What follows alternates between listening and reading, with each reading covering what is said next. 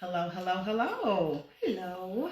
Hey, everybody. Come on in. Join us on the couch. Yes, there's room. There is room. There is room. There is room. There is room for you, and you. Shout out to each and every one of you guys. Listen, for those of you guys who have no idea where you found yourself or who we are, I am Candy Sincerity Johnson. And I am Sean Johnson. Together we do a host of things, but what this is our documentation of our 20-year journey. Yes. Wow. Why you say wow? Well, it's almost 20 years. If you want to be technical. It's more like 19. 19, almost 20 years, yes. Right? So many of you guys have joined us along the ride at some point in time. And we constantly get questions on who carried the kids? How long were you guys married? Why did you get a divorce? All of these burning questions that would lead one to want to know, girl, how did y'all end up divorced and still living together? Right. Raising 2 children. Running a business. While running a business, yes. And did you say living together? Living together, yes, yes. So a lot of people have asked us these burning questions, right?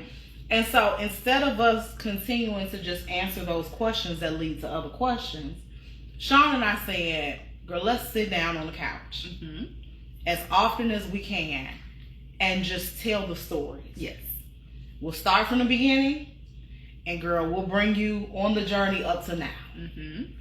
And for those of you guys who have read our books, you know the high level. Yeah. But baby, just so many intricate details along the way that you don't know nothing about. Exactly. So you're going to get even more than what you got from the books. Yes, you will. Yes, you will. So before we get started, do you have anything? I don't. Okay. Now, in true fairness, I think it's only right that we start the how we met story from your perspective. Okay. And then I'll give you mine. So, how Candy and I met. It's really funny because I can remember because we went to college together at different times, but it kind of overlapped at some point. So we went to a college in Central Illinois. You can say the name. Okay, I wasn't sure. So we went to Illinois State University, and I started there much before Candy because there is an age gap, okay? And so I started my journey at Illinois State University well before Candy did. And then I went to school, and then I left because I got tired. I was burned out, and then I went back to school. So I met Candy when I returned to get my degree, okay? So with that being said, a lot of time had passed since I first got to ISU. I remember seeing Candy on the quad. For those that are not sure what the quad is, because maybe you've not went to college before or don't have that experience, the quad is like the centralized part of campus where it's like the center of campus and you see all the buildings around, yada yada. So I remember seeing her on the quad. She had no idea that I even existed, but I remember seeing her and I was like, oh, she's cute. I was like, okay. And mind you, I did not know how to approach women or anything like that. But there was something that gave me a little inkling to know that, hey, she might actually be interested in women. She might actually be a part of the community because on her messenger bag was a rainbow colored, I can't remember what it was now, but I just know it had the rainbow. It was beads. It was beads, okay. Yeah. So I knew that, okay, either you were a part of the community or as we said on campus, she was at least an ally. She was at least an ally. Yes. Meaning that even if she was not a part of the community, she supported the community. And I said, oh, okay. So I saw Candy on the quad. I didn't say anything to her because I didn't know what to say. I didn't know what to say. I didn't know what to do. And I was just like, I just saw her. And I was like, man, she's cute. So fast forward, me and my sorority sister, we were in the library. This was like a long time after me seeing her on the quad. But we were in the library in the computer lab because I was in there trying to get some work done for class. She was trying to do the same. wasn't it finals week or close to finals week or something like that? Yes. So it was a lot going on, but we had a party coming up because I'm a member of Theta Phi Beta Sorority Incorporated. Mm-hmm. And we had a party coming up, so we were trying to get our work done, and in the midst of it, I saw Candy sitting in the computer lab, and so I hit my soror and I said, "Oh, look." She was like, "What?" Now, mind you, she's younger than me, okay? But she was like, What are you hitting me about? I said, "You see that girl over there?" She was like, "Okay." I said, "I think she's really cute." She was like, "Okay." And I, being whatever age I was, I can't even remember at this point. Right. Early 20s. And my soror was younger than me. She was in her much earlier 20s. I was like, "Do me a favor." I said, "Go over there and invite her to our party." She looked at me and was like, "Are you kidding me?" She's like, "You can't go over there and just speak to her." I said, "I don't know what to say." She was like, "Go over there and invite her to the party just like you told me to do." I'm like, "No." Then I pulled rank on her. I was like, "You go over there and you to my party." She was like, "Okay." So she goes over to Candy. I don't know what the conversation is between the two of them, but she goes over there and she comes back and she's like, "Okay, I told her about the party." I said, "Well, what'd she say?" She was like, she said that she could see if she can come, but she's busy. Like, it's finals week. And I'm like, "Okay, that's it?" She was like, "Yeah." So that was the silliness of it all. I don't know if you want to tell your part of that or if you want me to keep going. So that was that. Needless to say, Candy did not come to the party. Wonk wonk. So I was disappointed because I was hoping that I was going to see her there. She did not come. Okay? So she did not come to the party. That was how we technically met, but we didn't actually exchange numbers or anything until like a year or so later. Okay, let me give my perspective of that same situation. Okay. So because Sean and I didn't know each other, there was a lot going on with me outside of campus life, right? I had just went through the season of Nicole. Okay? Which I had no idea. All of the things. Now, if you read the book, then you know exactly who Nicole is. All of those things had just transpired. When Sean sent her sorority sister over to approach me, I hadn't hit that short stint of homelessness yet, but I was staying with Jaleesa in her dorm room. Wow. And Jaleesa was what we call an RA, a resident assistant, okay? So an RA is the person who's also a college student, is the person on the floor that's in charge, but they get free housing. But they live in a dorm room, but it's only enough room for one person.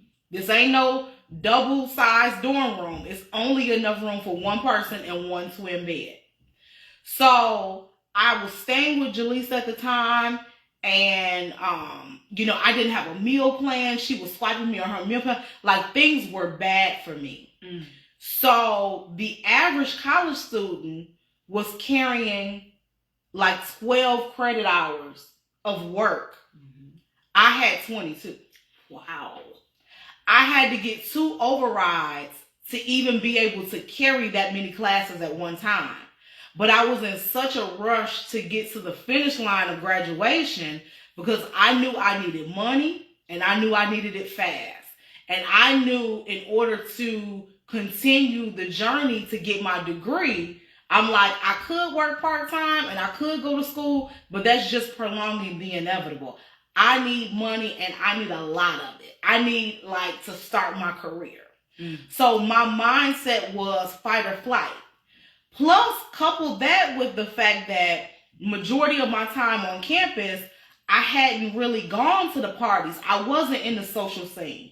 People knew me and spoke to me because that was the culture of campus. You would see black people on campus and, girl, we'd be across the quad waving at each other. And everybody knew me as the gay girl because I was one of the only studs, right? So all the sororities, all the fraternities, everybody knew me as the cool gay girl that was friends with Jaleesa because Jaleesa was extremely popular. She was on the dance team. She was in the sorority. She was, so I was Jaleesa's friend that a lot of people thought we were dating, and which we never did. And then I had my small little group of friends, but I didn't have the typical college experience up until that point because I was playing house with Nicole, and we were living off campus, right? So when Sean sent I'm going to say her sorority sister because I wasn't a Zeta at the time. So when Sean sent her sorority sister over to talk to me and invite me to the party, I'm sitting there looking like, girl, I am so tired. My eyes are crossing. I got to hurry up and submit this paper so that I could call Jaleesa and see, if she's back at the dorm in her room so I could go shower and lay down. Girl, I'm trying to get through the day, okay? So my mindset was just different. But Sean didn't know this. Her sorority sister didn't know this. She just seen somebody that she was interested in and wanted to make a connection. Now, mind you, at that time, I was living off campus. I had my own apartment. I was living by myself. And I didn't know anything of this about Candy at all. I didn't even know. I think I may have known her name at that point, but I didn't know anything about her.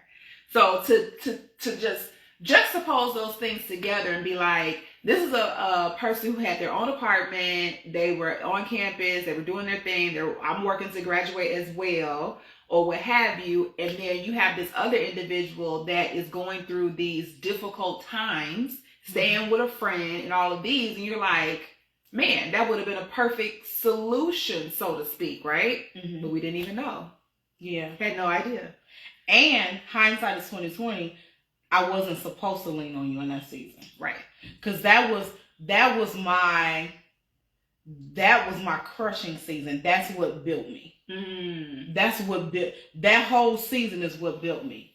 Wow. That's why I cannot stop working, and I will not stop working. That's why to this day the thought of lack just sends me into orbit. I had to go through that. Wow. I had to. Yeah, because you got to remember, I also come from a middle class family. So when my family hear these stories, they like scratch their head and they're confused. Like, well, why didn't you call home? Because you guys hated the fact that I was gay and you threw it in my face every time we talked. You also, there was a lot of family members that shunned me, and it just was a very, very, very volatile relationship. So when they hear these stories, they have their own feelings about it, but they also have to reconcile with how they treated me in that season. Mm-hmm. You see what I mean? Yeah. And so that's how we get here. That's how you get here. So everybody who's homeless or without ain't without family and resources. They without compassion and relationships. So that was our technical meeting. Now, mind you, once I saw her in the computer lab, invited her to the party, I didn't see Candy anymore. Like, it was just like we didn't even go to the same school anymore. Like, our paths didn't cross. I didn't see her no more. Nothing like that.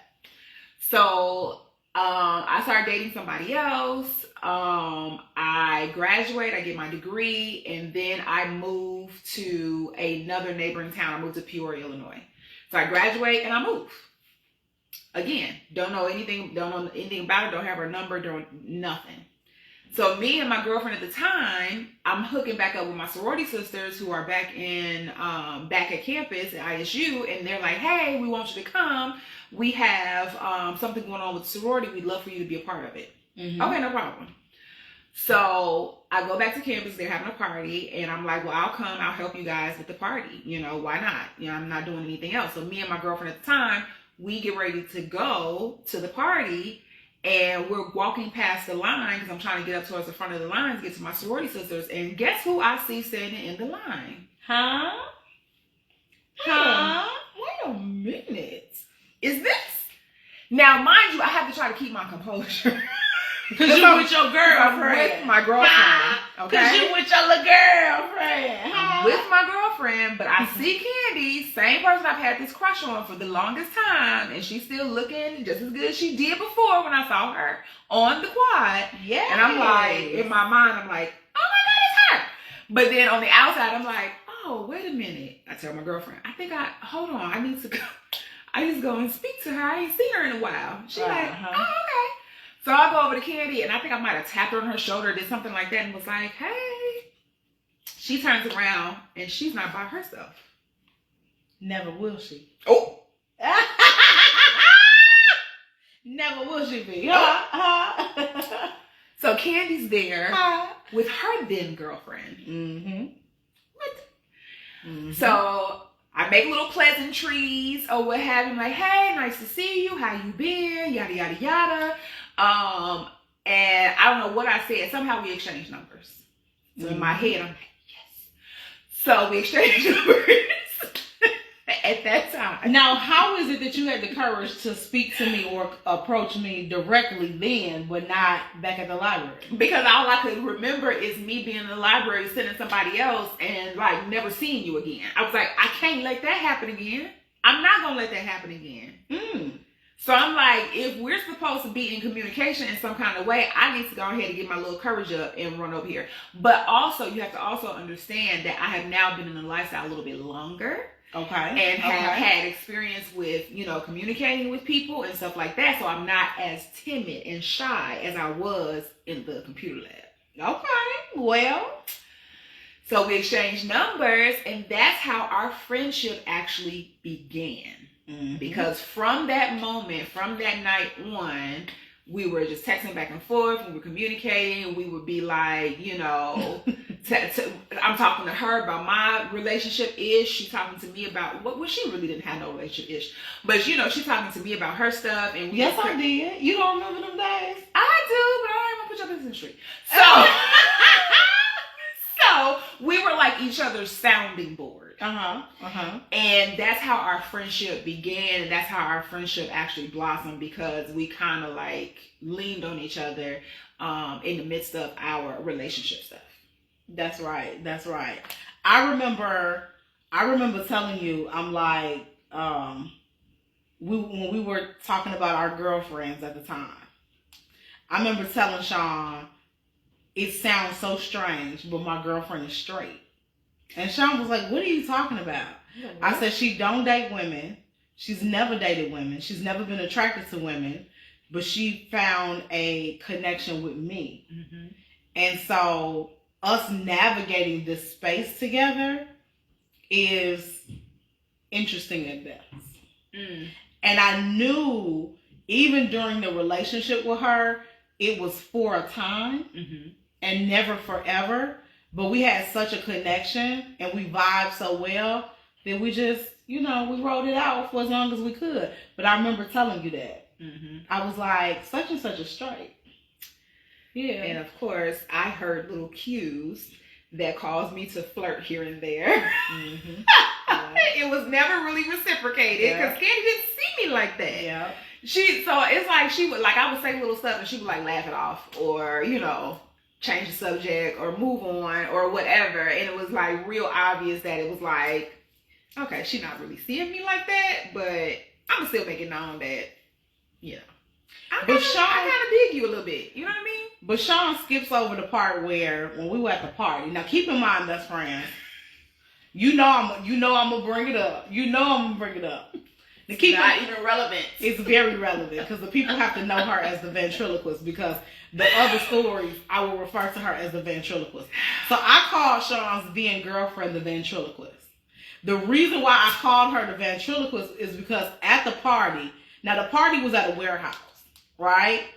So imagine this college party in this big empty warehouse. They got the DJ booth, everybody's partying and having a good time and all the things. So the sorority that was hosting the party got a table set up outside, so they putting wristbands on people. They collecting the money, and girl Sean knew everybody who was anybody. So she's making it known that she's one of the people that's running the party. Okay, so instead of Sean sitting at the table in a chair, girl Sean is sitting on the table. She's sitting on top of the table with her legs crossed. And sitting like I don't know if the girl was sitting or standing. I don't know. She's only like 4'3". She was standing. So she looked like she's so short. She looked like she was sitting. So Sean's little ventriloquist was sitting there, and so it reminds me, best friends, of the situation where the man, y'all see the man on stage doing the magic act, and he talking for the little dummy. That was them. That was them. Sean was always talking for the little dummy, but every now and then the little dummy would say something and have a very high pitched voice. So in future conversations, you will hear me refer to the lady as the ventriloquist. But this is the foundation of that. So much shade. Anywho, so that's how our friendship actually started. We were just kind of talking back and forth. I would throw little innuendos out there. She would push them to the side, and it was that type of thing. So yeah, that's how we met, and that's how it all started from there. Well, what you mean I would throw them to the side? Because you wouldn't pay no attention to them. You didn't see me like that. You wouldn't even tell them how you really saw me in the library, in the computer lab, what you thought of me when you saw me in the computer lab. Well, I thought Sean was a straight woman with a husband and 3 kids. Three definite and a possible. Like spades.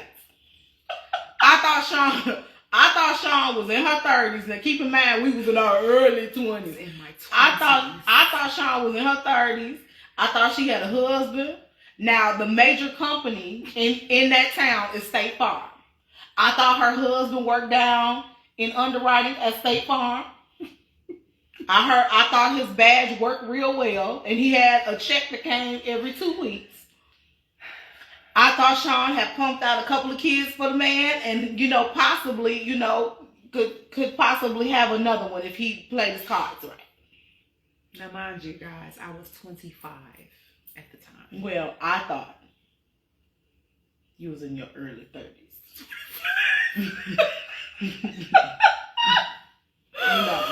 So yeah, so that was. Then you used to wear them tight curls in your head, and maybe it was the hairstyle. No, I used to wear same hairstyle. I used to wear a feather wrap. I do remember, and I don't know why this is why this is burning into my head. I feel like I had on a white button-up shirt or something like that. Mm-hmm. So I probably looked real I'm finna go to work type of thing. Yeah. So yeah, but yeah, so that's what she originally thought about me. So that's probably why she really didn't pay me no attention or didn't pay me no mind. So when we became friends and we started talking, and I used to flirt a little bit or say little sly comments or whatever, she probably was like, girl, whatever. Yeah, because I used to be like, girl, and so then you also have to factor in, this was college. Okay? So everybody was gay because it was Monday. You understand what I'm saying? Everybody was gay on Monday. But by Tuesday or Wednesday, people was falling off the wagon, and then, Thursday was iffy. Depending on, Thursday was iffy. But people swung back and forth all kind of which ways. So when somebody approached you and said back then that they was a part of the community, you would be like, okay, to the next Pride meeting. Then we see you walking on the quad with your boyfriend. You see what I'm saying? Okay, everybody was till they wasn't. Everybody was gay on Monday. You know what I mean? So it just kind of went in one ear and out the other. I didn't know. Anywho. So in the midst of our friendship, we talk all the time. We talk almost every day. We hung out a few times. I would always try to drag her out to Zeta stuff. I remember one time we had some new girls that became Zetas on the yard, as they call it, and I was like, hey, come hang out. Yada yada yada. You probably, I was like, what you doing? And she was like, I ain't doing nothing. And I don't even know if you had ever took part of anything like that, or been in anything like that. So she came, coming out. Yeah, coming out party. Yeah, I was there. I think I was there when Brandon and Marlon and them came out. Oh wow. Okay. They came. If it's the one that I remember, they came out in front of Waterson. Yeah, that's where we used to do it. Yeah, they came out in front of Waterson. So we would hang out from time to time like that. Nothing major. And then she was there. Candy was my friend until the end of my relationship. Well, and that's a whole nother story. Mm-hmm. For another day. Mm-hmm. Yeah. So we just, I don't know. It's very interesting to look back at this particular time in our lives because perspective is everything. Mm-hmm. And one of my favorite shows growing up used to be Martin. Mm-hmm. And I love when you watch an episode of Martin, they would tell stories or they would talk about things that happened in the past, and then you would get both perspectives. Yeah. Because I find it interesting how Sean was like, girl, I was a college student living my best life, and girl, I seen something I liked, and I just was trying to see what was up. Mm-hmm. And I'm like, girl, meanwhile, I'm over here fighting for my life, girl. I got a whole case downtown. Me and the lady that went through, whatever. So it was just two different perspectives of life. You know what I mean? From two different lenses. Yeah. It definitely was. At the same time. And it's so funny because I still never even knew anything that transpired with Nicole until after Candy and I went from the friendship level to the relationship level. Did you know her then? Nicole? Uh-huh. Uh-huh. How you knew her? Not like that. No, I know not like that, but I had seen her, I remember seeing her at a party or something like that. I think I only had seen her maybe once, maybe twice. But that's why when you told me about her, after the fact, I was like, oh, I know who that is. But yeah, I didn't know her. Mm. Like we didn't talk, we weren't friends, we didn't hang out, we didn't, our circles didn't mingle, nothing like that. But I just knew of her. Yeah, yeah. But I just remember her being at a party one time, and that was it. She occasionally watched the page. Really? One day I seen her name pop up. I remember. Mm-hmm. So. Yeah. But now the whole how we transitioned from friends to more. Now that's interesting. We'll have to tell you guys about that maybe in the next conversation. It's the friends to more for me. It's the friends to more for me. I like it. At least you were a good person, because you never stepped out of your relationship. Well, I can't say the same. it was in that moment. I can't say the same. It was in that moment. It's the friends to more Mm-hmm. that made me realize I was actually a side chick. We'll see you on the next video, guys. Fuck.